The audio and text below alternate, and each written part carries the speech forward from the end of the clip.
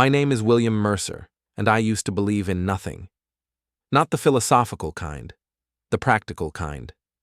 The kind where your wife tells you her ex-boyfriend came back after 5 years just to say hi, and you nod like that makes perfect sense. Like people drive 300 miles to wave at their past. I'm 39 years old, a construction supervisor in Millfield, Ohio, which sits about 40 minutes outside Cleveland if traffic cooperates. It never does. I've been married to Jennifer Mercer for 16 years, and we have a 14-year-old son named Ben who's smarter than both of us combined. At least, that's what I thought until last Tuesday. Tuesday was when nothing started meaning everything. I was sitting in my garage, organizing tools after a long day managing the Riverside Shopping Center renovation. My hands still smelled like concrete dust and metal shavings. The garage has become my sanctuary.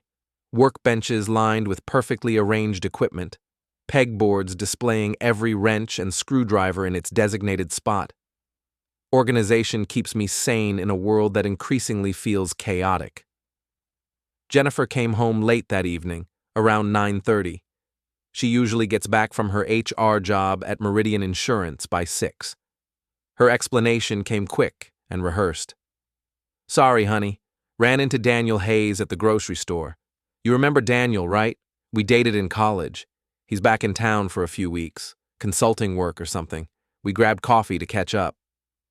Daniel Hayes. The name hit me like a hammer to the thumb. Sharp, immediate, memorable.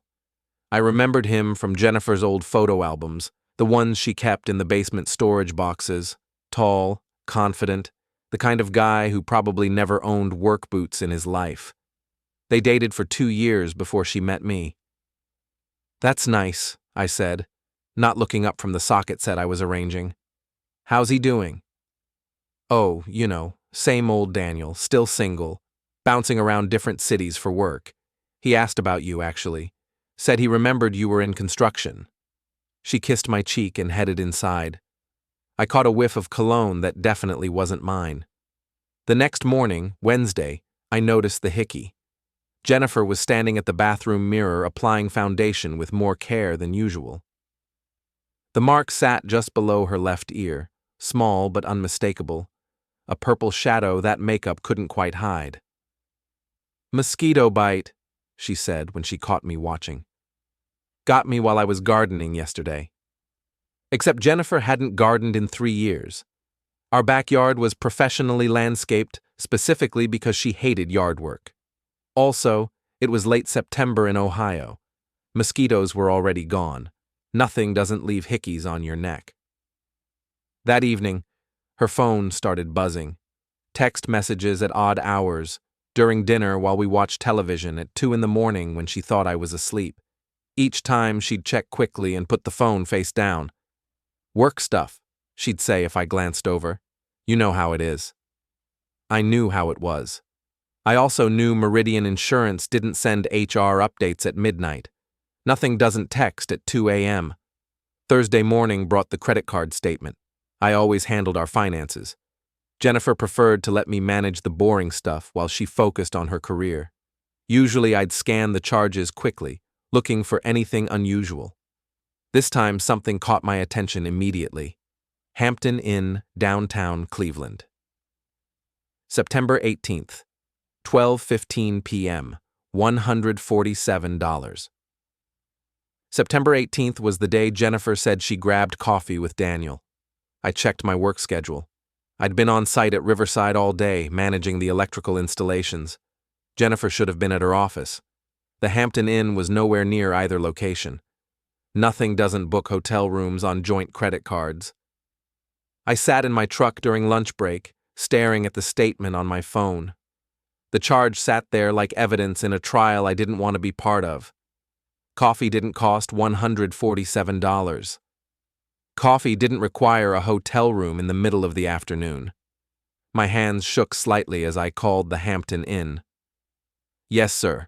I can confirm you had a reservation on September 18th under the name Mercer," the desk clerk said. "Checked in at 12:15, checked out at 4:30. Is there anything else I can help you with?" 4 hours. Jennifer had spent 4 hours in a hotel room with Daniel Hayes, then came home and told me they'd grabbed coffee. I hung up and sat in the parking lot of the job site, watching workers carry materials into the building. Everything around me continued normally. People doing their jobs, following schedules, building something solid and permanent. Meanwhile, my marriage was apparently built on lies that crumbled under the slightest examination. That night, I started collecting receipts. Not just the hotel charge. Everything. I printed bank statements, phone records, credit card bills. I created a folder on my laptop labeled Home Improvement Projects and began documenting what Jennifer called nothing. September 20th. Another hotel charge. Different location, same time frame. September 22nd. Dinner at Romano's Italian restaurant. 2 entrees, wine, dessert. $93. I was working late that night. Jennifer said she'd eaten a sandwich at home. September 25th. Victoria's Secret purchase. $128. Jennifer hadn't worn anything new to bed in months. By Friday, I had a pattern. By Sunday, I had proof. Jennifer was sitting at the kitchen table, scrolling through her phone and smiling at something on the screen. Ben was upstairs doing homework. The house felt peaceful, domestic, normal. The kind of scene that should have made me happy. Instead, I felt like I was watching a performance. "How's Daniel settling in?" I asked casually, refilling my coffee mug. She looked up quickly, then relaxed. "Oh, he's fine. Busy with work. I think he's enjoying being back in Ohio." "Still seeing much of him?" "Not really. You know how it is when old friends reconnect. The novelty wears off pretty quickly." The novelty, like their relationship was a tourist attraction. "That's probably for the best," I said. "Wouldn't want people getting the wrong idea." She laughed, but it sounded forced. "What wrong idea? We're just friends, Will. Ancient history. Ancient history that was costing us $300 a week in hotel rooms." That night, after Jennifer fell asleep, I did something I'd never done in 16 years of marriage. I looked through her phone. She'd left it charging on the nightstand, face up. No password protection. She'd always said she had nothing to hide. The irony wasn't lost on me. I scrolled through her text messages until I found Daniel's name. The conversation thread was extensive. Messages going back 3 weeks, starting with "Great seeing you today," and escalating to things I couldn't have imagined my wife writing. Photos I couldn't have imagined her taking. Plans for meetings that coincided exactly with the hotel charges on our credit card. Nothing had become everything very quickly. I took screenshots of every message, every photo, every plan they'd made. Then I put the phone back exactly where I'd found it and walked downstairs to my garage. I sat on my workbench, surrounded by tools and projects, and tried to process what I'd discovered. Jennifer wasn't just having an affair. She was having an elaborate, expensive, documented affair while lying to my face every single day. The worst part wasn't the betrayal. It was the casual dismissal. The way she'd called it nothing, while spending our money, using our credit cards, and apparently believing I was too stupid to notice. I opened my laptop and created a new folder. Evidence. By morning, I had a plan. Monday morning arrived gray and cold, typical for late September in Ohio. I dropped Ben off at school, same as always, but everything felt different, like I was going through the motions of my old life while planning for something completely new. Jennifer kissed me goodbye at the door, straightening my work shirt collar the way she had for years. "Have a good day, honey. I'll probably be late tonight. Monthly reports are due." Monthly reports. I wondered if that was code for something else now. "No problem. I'll pick up Ben from soccer practice." She smiled and headed to her car. I watched her drive away, then immediately called in sick to work. For the first time in 3 years, I wasn't going to be at the job site. I had more important construction to do. First stop, the cell phone store. "I need to add a line to our family plan," I told the clerk, a kid who looked like he was barely old enough to drive. "My wife's been having trouble with her phone, and I want to surprise her with an upgrade. 20 minutes later, I had access to detailed records of every call and text Jennifer had made in the past month. The family plan gave me administrative access to all devices. Perfectly legal, completely above board. The records painted a clear picture. Daily calls to Daniel's number, sometimes lasting hours. Text message timestamps that coincided with every hotel charge. Photo messages sent during times when Jennifer claimed to be in meetings. I printed everything. Next stop, Jennifer's workplace. Meridian Insurance occupied a bland office building downtown. I'd been there for company picnics and holiday parties, so the security guard recognized me. "Hey, Mr. Mercer, here to see Jennifer?" "Actually, I'm supposed to meet her for lunch, but I'm running early. Mind if I wait in the lobby?" "Sure thing. She's probably in the conference room. Big presentation today." I sat in the lobby and watched. At 11:30, Jennifer walked past the reception area, wearing a dress I'd never seen before. She looked beautiful, confident, excited. She also looked like she was heading somewhere that wasn't a business meeting. I followed her car from a distance, staying far enough back to avoid detection. She drove straight to the Hampton Inn. Daniel's car was already in the parking lot. A silver BMW with rental plates. I parked across the street and waited. They emerged 3 hours later, Jennifer checking her appearance in the car's side mirror, Daniel adjusting his tie. They kissed goodbye in the parking lot like teenagers. Then Jennifer drove back to her office, and Daniel headed toward the interstate. I had everything I needed to confront her. But confrontation wasn't enough. Jennifer had been lying to me for weeks, spending our money, making me look like a fool. A simple conversation wouldn't balance those scales. I needed to know more about Daniel Hayes. Social media made research easier than it should have been. Daniel's Facebook profile was public, full of photos from various cities, different consulting jobs, temporary relationships. The kind of life that looked exciting online but probably felt empty in reality. More importantly, his relationship status showed, in a relationship with Ashley Morgan. Ashley Morgan, 28 years old, a nurse at Cleveland General Hospital. Her profile showed a happy couple, photos of her and Daniel at restaurants, weekend trips, anniversary celebrations. Their relationship appeared serious, long-term, committed. She deserved to know what her boyfriend did during his consulting trips. I created an anonymous email account and spent an hour crafting a message. Nothing accusatory or dramatic. Just facts, dates, and attached evidence. Hotel receipts, phone records, screenshots of text messages between Daniel and Jennifer.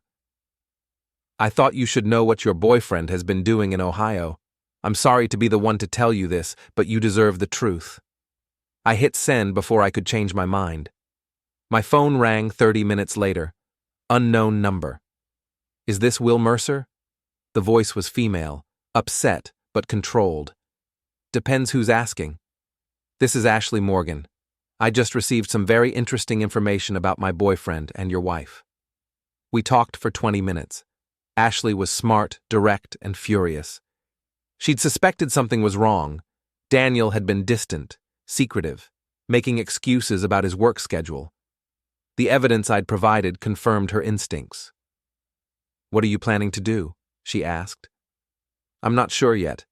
What about you?" "I'm driving to Ohio tomorrow. Daniel thinks I'm working a double shift. I want to see this for myself." They usually meet Thursday afternoons. Hampton Inn downtown. "Perfect. And Mr. Mercer? Thank you for telling me. I know this couldn't have been easy." It wasn't easy, but it felt right. Wednesday evening, Jennifer came home with shopping bags from the mall. "Treating yourself?" I asked. "Just some new clothes for work. You know how important it is to look professional." She showed me a few outfits, dresses that seemed more appropriate for dinner dates than office meetings. I nodded and made appreciative comments while calculating how much our credit card balance was growing. "They're beautiful," I said. "Special occasion coming up?" "Not really, just felt like updating my wardrobe." That night I heard her on the phone in the bathroom. The conversation was quiet, intimate, full of the kind of laughter she used to share with me. Thursday morning, I called in sick again. I arrived at the Hampton Inn at 11:30 and found a spot in the parking lot with a clear view of the entrance. Ashley's car was already there, a red Honda with Michigan plates. She'd driven 4 hours to catch her boyfriend cheating. Daniel arrived first, checking his appearance in the lobby windows before heading inside. Jennifer showed up 15 minutes later, wearing one of her new dresses. They met in the lobby like old lovers, comfortable and familiar. Daniel's hand found the small of Jennifer's back as they walked toward the elevators. Ashley emerged from her car and followed them inside. I waited. 20 minutes later, shouting echoed from the hotel's upper floors. Guests in the parking lot looked up toward the sound. A few people gathered near the entrance, curious about the commotion. Ashley stormed out first, carrying a suitcase that probably belonged to Daniel. She threw it into the parking lot, clothes scattering across the asphalt. Daniel appeared in the doorway, half-dressed and pleading. Jennifer was nowhere to be seen. The argument continued in the parking lot. Ashley's voice carried clearly across the distance. 2 years, Daniel. 2 years I wasted on you. And this is what you do when you travel for work? Other hotel guests were recording the scene on their phones. Daniel tried to gather his scattered belongings, while Ashley documented everything, taking photos of the hotel, the room number, Daniel's rental car. She drove away, leaving Daniel standing in the parking lot surrounded by his possessions. Jennifer finally emerged from the hotel, moving quickly toward her car. She looked shaken, embarrassed, nothing like the confident woman who'd entered an hour earlier. I followed her home, staying far enough back to avoid detection. She beat me there by 10 minutes.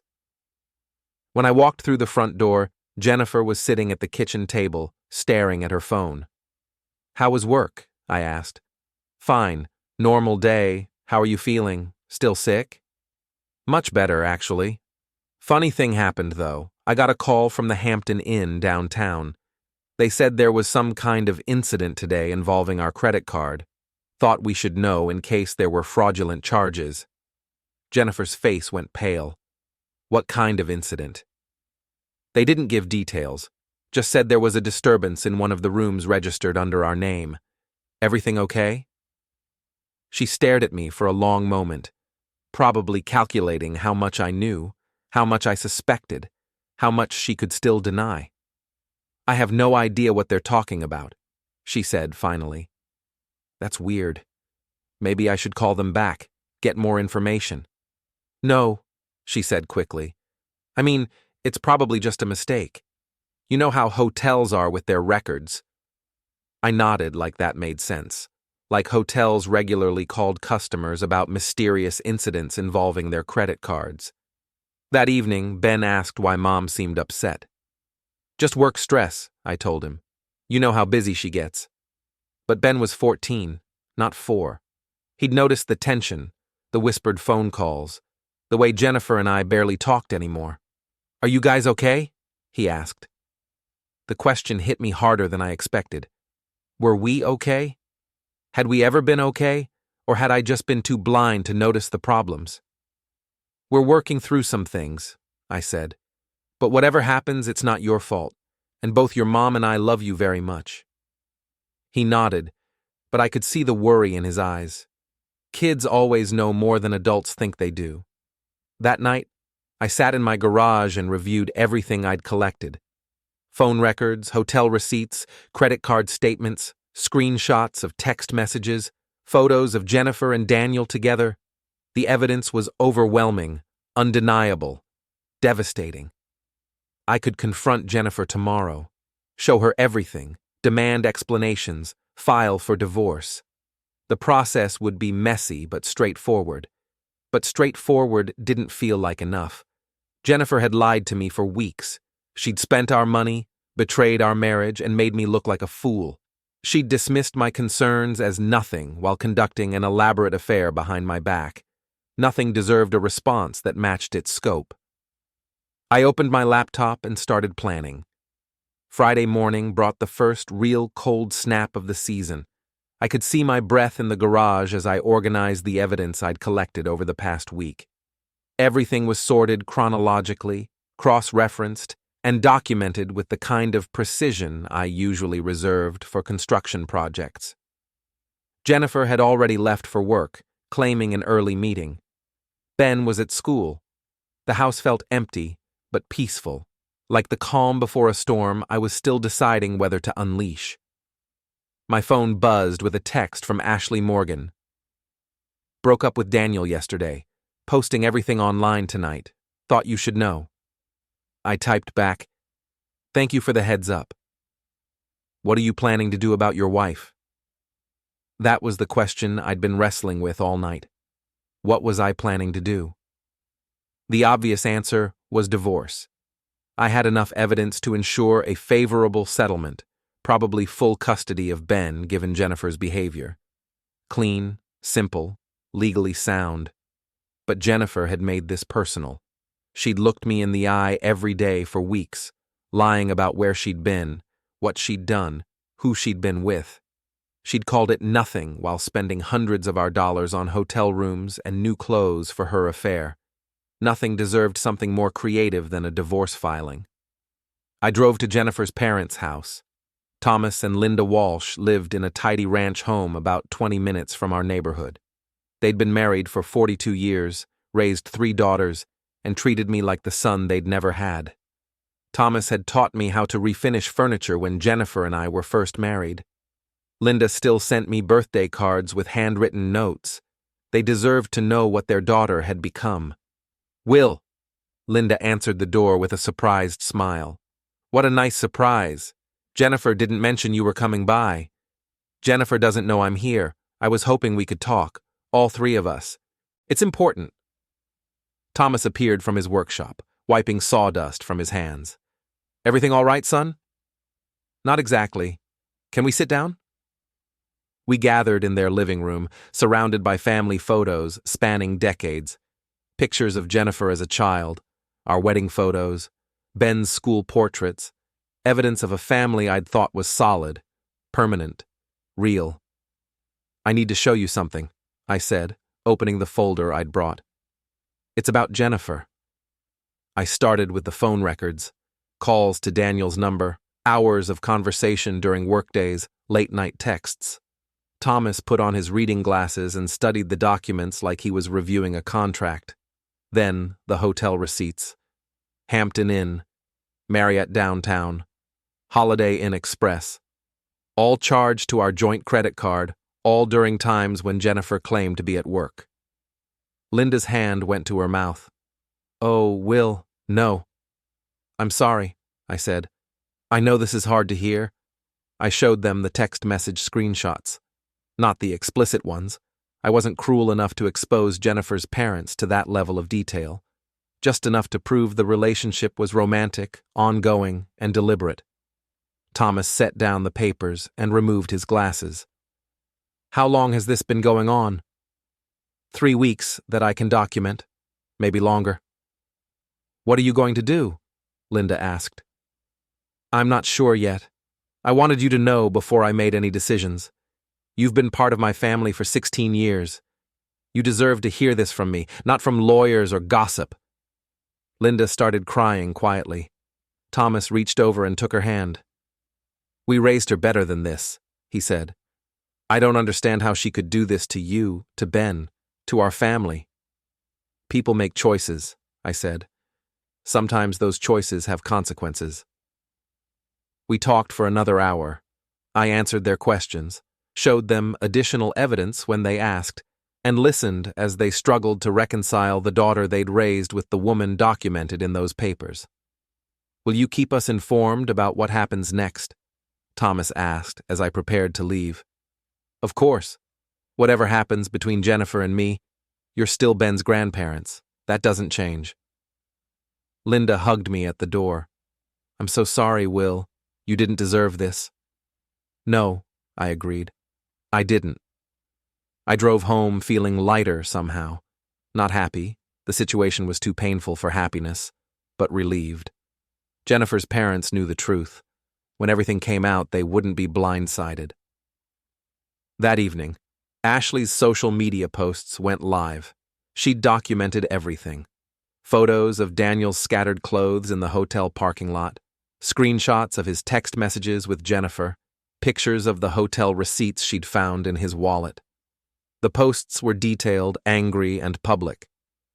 2 years of my life wasted on this lying piece of garbage, she wrote. Ladies, if your man is consulting in Ohio, you might want to check his phone. She'd tagged Daniel in every post. Within hours, his friends and co-workers were commenting, sharing, adding their own stories about his behavior. The internet had a long memory and no patience for cheaters. Jennifer came home late again, claiming overtime at the office. Rough day? I asked. Just busy. You know how it is at month end. I nodded sympathetically. By the way, I stopped by your parents' house today. Thought we should all have dinner this weekend. She looked up sharply. You went to see my parents? Why? Just felt like visiting. We don't see them enough. They seemed excited about dinner. What did you talk about? Nothing much. Your dad's working on a new bookshelf. Your mom asked about Ben's soccer season. Jennifer relaxed slightly, but I could see the worry in her eyes. She was probably wondering what else we'd discussed, whether I'd mentioned Daniel, how much her parents knew. Let her wonder. Saturday morning, I took Ben to his soccer game while Jennifer claimed she needed to catch up on work at the office. Weekend office work was a new development in our marriage, coinciding perfectly with Daniel's consulting schedule. After the game, Ben and I stopped for lunch at our usual spot, a diner that served the kind of food that would probably shorten our lives but tasted too good to resist. Dad, can I ask you something?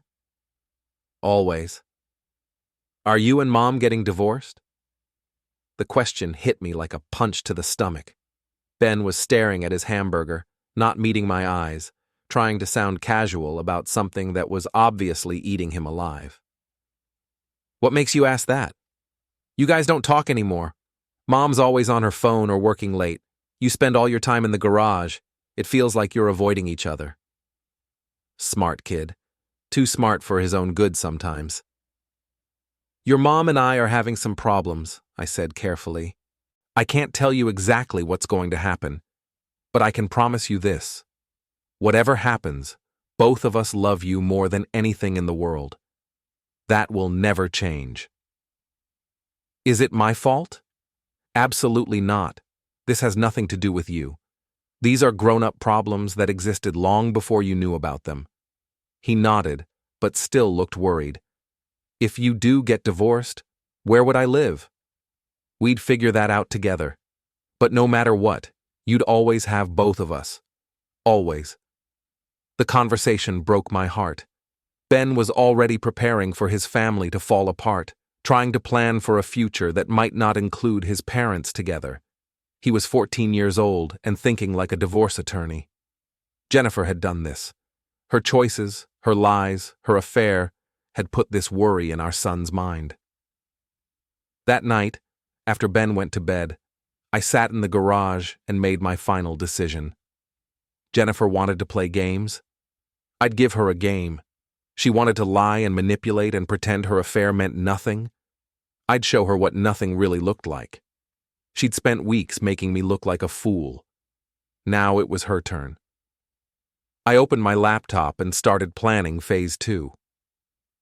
Monday morning started like any other, except for the envelope I'd placed in Jennifer's car the night before. Nothing dramatic, just a manila folder tucked under her driver's seat, labeled Evidence in block letters. Inside, copies of everything. Hotel receipts, phone records, text message screenshots, photos of her and Daniel entering the Hampton Inn. Everything I'd collected over the past 2 weeks, organized chronologically and cross-referenced with dates. At the bottom of the stack, a single sheet of paper with one line, "Nothing doesn't cost $1,247 in hotel rooms." I wanted her to find it during her lunch break, when she was probably planning to meet Daniel. I wanted her to realize that her careful lies had been transparent from the beginning. I went to work as usual, managing the electrical installation at Riverside Shopping Center. The normalcy felt strange, directing crews, checking blueprints, solving problems, while my marriage exploded in slow motion across town. My phone rang at 1:17 p.m. Jennifer's number. "We need to talk," she said without preamble. "About what?" "You know exactly what. Come home, now." "I'm working, Jen. Can it wait until tonight?" "No, it cannot wait until tonight." Her voice carried a tone I'd never heard before, panic mixed with anger, desperation trying to sound like authority. "Give me an hour," I said. I drove home slowly, taking the long route through our neighborhood. The houses looked the same as always, neat lawns, two-car garages, the suburban dream that Jennifer and I had worked years to afford. Everything appeared normal from the outside. Jennifer's car was in the driveway. So was a silver BMW with rental plates. Daniel was here. I parked on the street and walked to the front door. Through the window, I could see them sitting at our kitchen table, the evidence folder spread between them like a crime scene investigation. I let myself in with my key. "Hello, Daniel," I said. "Nice to finally meet you officially." Daniel Hayes looked exactly like his photos. Tall, well-dressed, the kind of confident that came from never facing real consequences. He stood up when I entered, extending his hand like we were meeting at a business conference. "Will, I've heard a lot about you." "I'm sure you have, though probably not as much as I've heard about you." Jennifer remained seated, staring at the evidence spread across our table. "How long have you known?" "Since the first hotel charge appeared on our credit card. Did you really think I wouldn't notice?"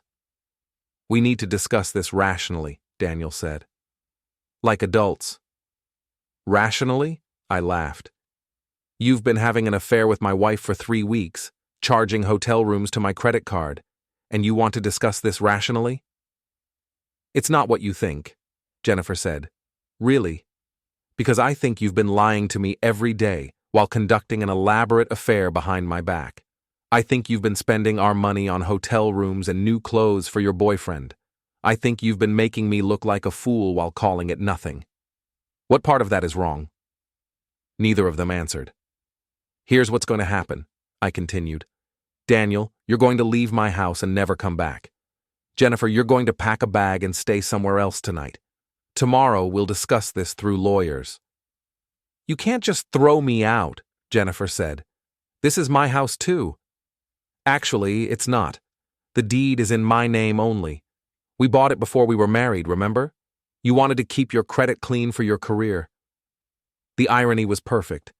Jennifer's financial caution, designed to protect her professional reputation, had left her with no legal claim to our home. "You can't be serious," Daniel said. "I'm completely serious. In fact, let me make this even more clear." I pulled out my phone and opened the photo gallery. "I've documented everything. Every hotel visit, every lie, every dollar you've cost me. I've shared this information with Jennifer's parents, with your girlfriend Ashley, ex-girlfriend now, and with several mutual friends." Daniel's face went pale. "You contacted Ashley?" "I contacted everyone who deserved to know the truth. Your relationship ended Thursday, by the way. She posted the whole story online. You should check your social media when you get home." Jennifer stared at me like I'd become a stranger. "You told my parents?" "They deserved to know what kind of person their daughter had become." "You had no right." "I had every right. You made this public the moment you started charging hotel rooms to our joint credit card. You made this my business when you decided to lie to my face every day for 3 weeks. Daniel was already moving toward the door. "This is insane. I'm leaving." "Smart choice," I said. "Don't come back." He grabbed his jacket and headed for his rental car. Through the window, I watched him drive away, probably back to Michigan, where Ashley had already destroyed his reputation online. Jennifer sat at the table, staring at the evidence. "How could you humiliate me like this?"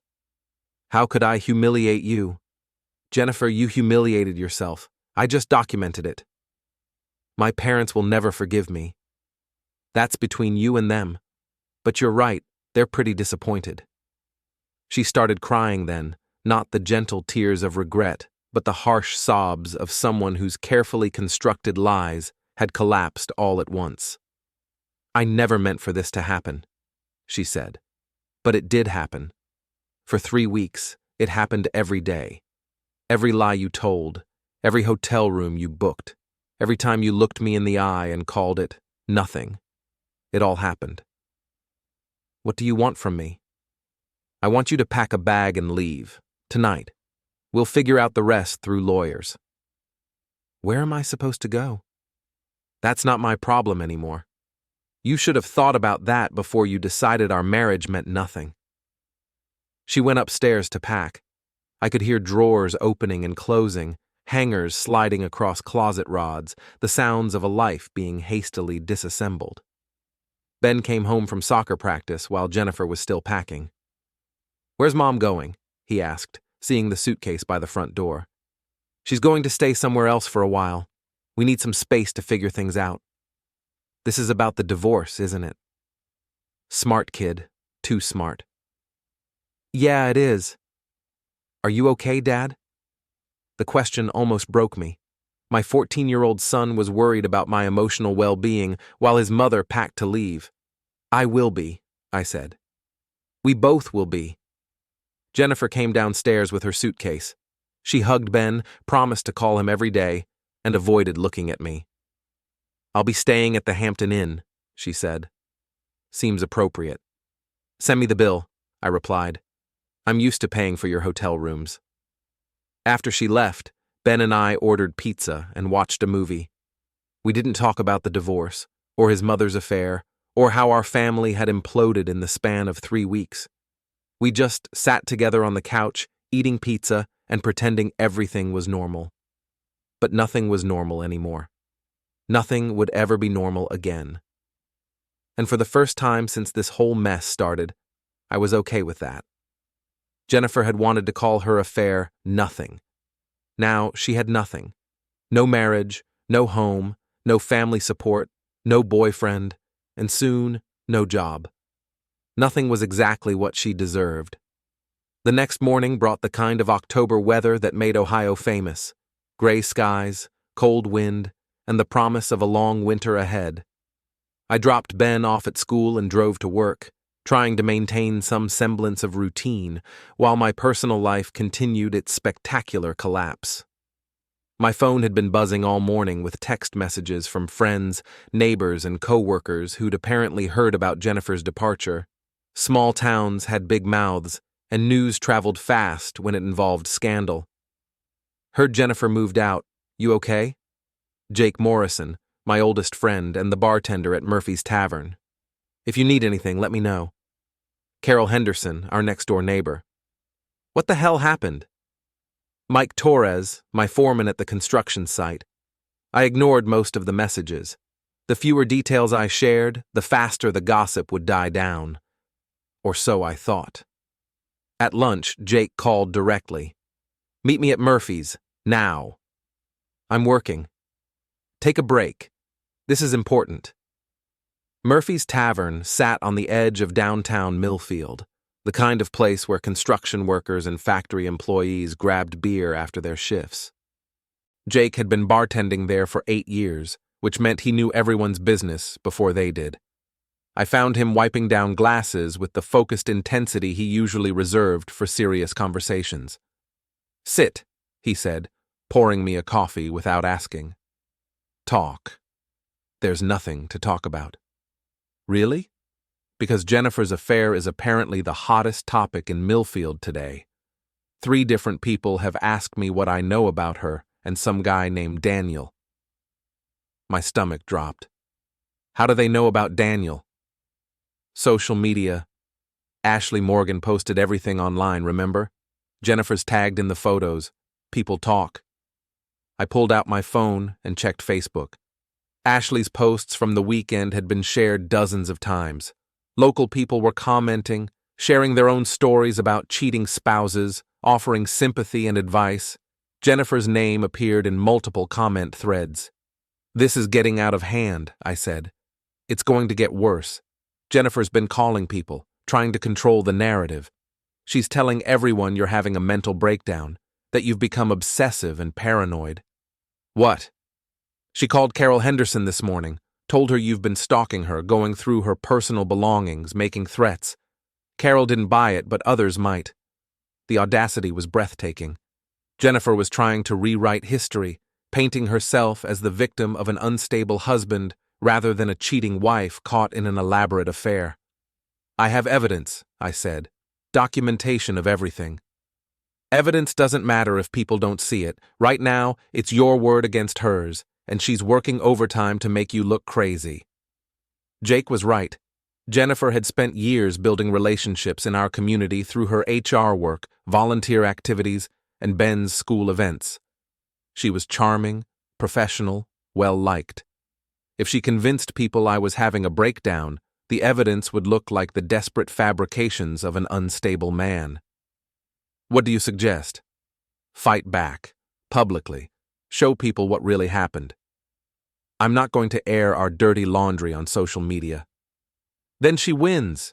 She gets to control the story, and you become the crazy ex-husband who couldn't handle his wife leaving him. I sat at the bar, staring at my coffee and considering options. Jennifer had escalated this beyond private family drama. She was actively working to destroy my reputation while rebuilding her own. Maybe it was time to return the favor. That afternoon, I created a Facebook post. Nothing dramatic or emotional, just facts, presented clearly and supported by evidence. Some of you have heard that Jennifer and I are separating.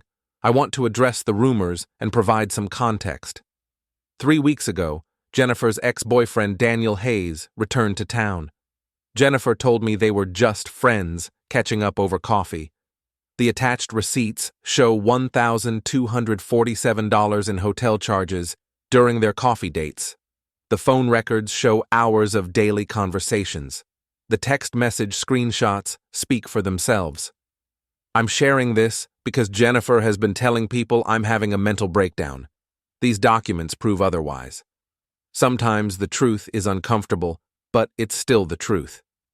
I attached selected evidence, hotel receipts, phone records, and a few of the less explicit text message screenshots.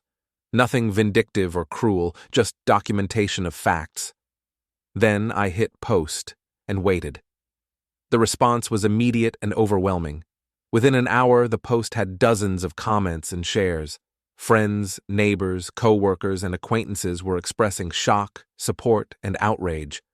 Several people shared their own stories of infidelity and divorce. More importantly, Jennifer's narrative was collapsing. People could see the evidence, verify the dates, and draw their own conclusions. I can't believe she did this to you. Carol Henderson. Those hotel receipts are damning. So sorry, Will. Mike Torres. Jennifer always seems so put together. You never know what goes on behind closed doors. Susan Walsh, a teacher at Ben's school. My phone started ringing. Local friends wanting to offer support. Distant relatives who'd seen the post through family connections. Even a few reporters from the Cleveland area who'd somehow heard about the story. I ignored the reporters, but took calls from friends. Each conversation reinforced the same message. People were shocked by Jennifer's behavior and supportive of my decision to expose the truth. By evening, the post had been shared over 100 times and reached far beyond my immediate social circle. People I'd never met were commenting, sharing their own experiences and offering advice. Jennifer called at 8 p.m. "Take down that post," she said without preamble. "No. You're humiliating me publicly. You humiliated yourself. I'm just documenting it. This is harassment. I could file charges. For posting hotel receipts and phone records? Good luck with that. People at work have seen this. My boss called me into his office today. That sounds like a personal problem. Will, please. I made a mistake. I know that. But destroying my reputation won't fix our marriage. Our marriage was destroyed 3 weeks ago. I'm just making sure people know who destroyed it." She hung up. 10 minutes later, my phone rang again. Different number. "Mr. Mercer, this is Thomas Walsh." Jennifer's father. He sounded tired. "Hello, Thomas. I saw your Facebook post. Linda and I want you to know we support your decision to tell the truth.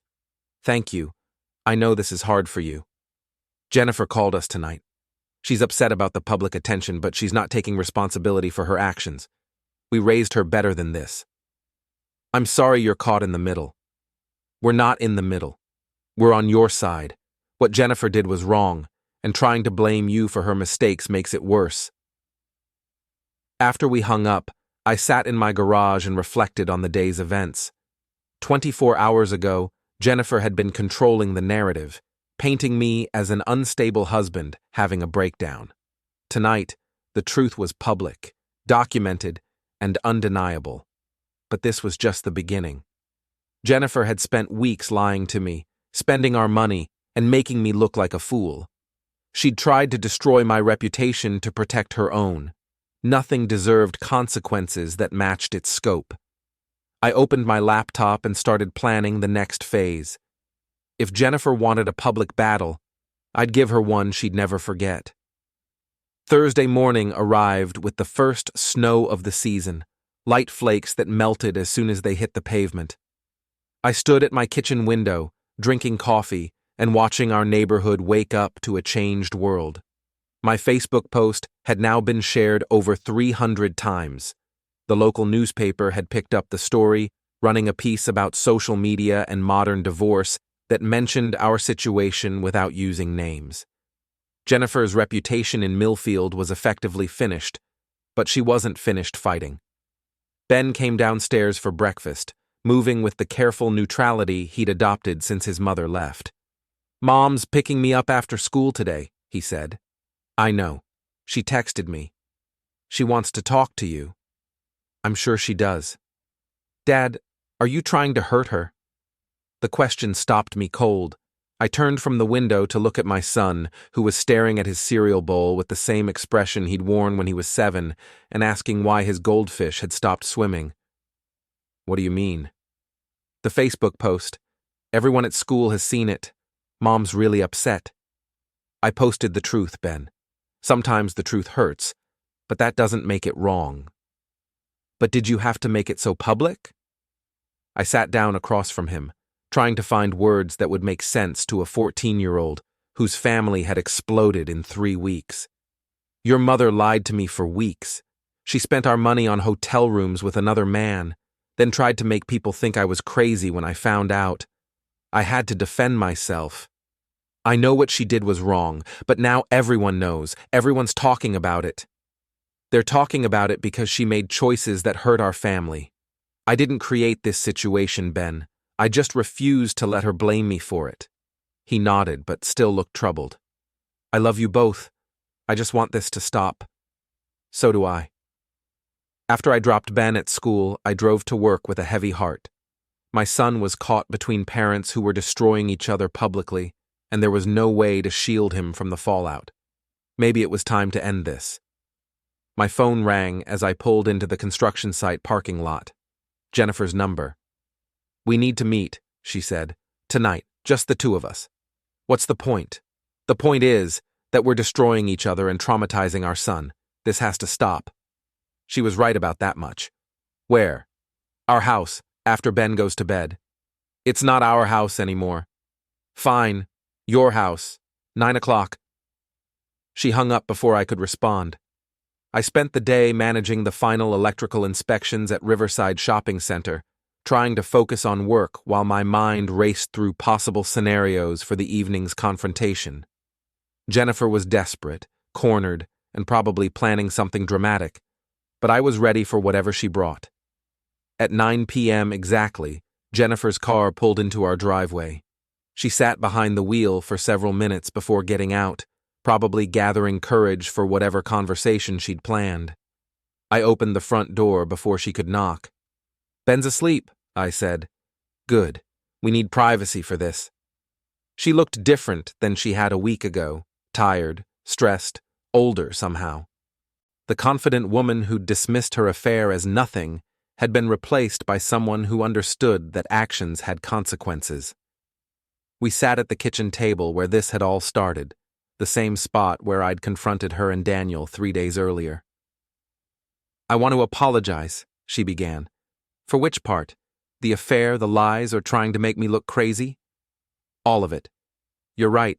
I made terrible choices, and I'm sorry. Okay. Apology noted. That's it? I'm trying to take responsibility here. Taking responsibility would have been telling me the truth 3 weeks ago. This is damage control. She stared at her hands, probably trying to find words that would somehow fix the unfixable. I know you hate me, she said finally. I don't hate you, Jennifer. I hate what you did. I hate that you lied to me every day for weeks. I hate that you spent our money on hotel rooms with your boyfriend. I hate that you tried to blame me when you got caught. But I don't hate you. Then why are you trying to destroy my life? I'm not trying to destroy your life. I'm trying to protect mine. The Facebook post, telling my parents, contacting Ashley. That's not protection, that's revenge. Maybe. But it's also the truth. We sat in silence for several minutes, the weight of 16 years of marriage hanging between us like a wall neither of us could cross. What happens now? She asked. Now we get divorced. We figure out custody arrangements for Ben. We try to minimize the damage to him. I want joint custody. That's negotiable. I want to keep my job. That's between you and your employer. I want you to stop posting about this online. That's not negotiable. She looked up sharply. What do you mean? I mean, I'm not going to help you rebuild the reputation you destroyed. You made this public when you tried to blame me for your mistakes. You don't get to control the narrative anymore. So you're going to keep humiliating me? I'm going to keep telling the truth. If that humiliates you, maybe you should have thought about that before you decided our marriage meant nothing. Jennifer started crying then, not the manipulative tears she'd used during our marriage, but genuine sobs of someone who'd lost everything and finally understood why. I never meant for it to go this far, she said, but it did go this far. Every choice you made brought us to this moment. I loved you, Will. I still love you. You have a strange way of showing love. People make mistakes. Mistakes are forgetting to pay a bill or missing an anniversary. Conducting a 3-week affair while lying to your husband's face isn't a mistake. It's a choice. Multiple choices, made every single day. She wiped her eyes and looked around our kitchen, probably seeing it clearly for the first time in weeks. I threw away everything good in my life for 3 weeks with someone who didn't even care about me. Daniel cared about you. He just cared about Ashley more. That's cruel. It's honest. We talked for another hour, covering logistics and legalities and the practical details of dismantling a 16-year marriage. By the time she left, we'd agreed on the basic framework for our divorce. Jennifer would file the papers, citing irreconcilable differences. I would keep the house and primary custody of Ben. She would have visitation rights and pay child support based on her income. Most importantly, she would stop trying to blame me for the consequences of her choices. After she left, I sat in my garage surrounded by tools and half-finished projects, thinking about the past 3 weeks. Jennifer had called her affair nothing, but nothing had become everything very quickly. Nothing had cost her marriage, her family, her reputation, and probably her job. Nothing had left her alone in a hotel room, starting over at 36, with a teenage son who'd lost respect for her and parents who were disappointed in the woman she'd become. Nothing was exactly what she had now, and nothing was exactly what she deserved. I turned off the garage lights and went inside to check on Ben. He was sleeping peacefully, probably dreaming of a simpler time when his parents loved each other and his family was whole. Tomorrow, I'd start building something new from the wreckage of what Jennifer had destroyed. But tonight, I was content knowing that the truth had won, justice had been served, and nothing had finally gotten what it was worth. Nothing at all,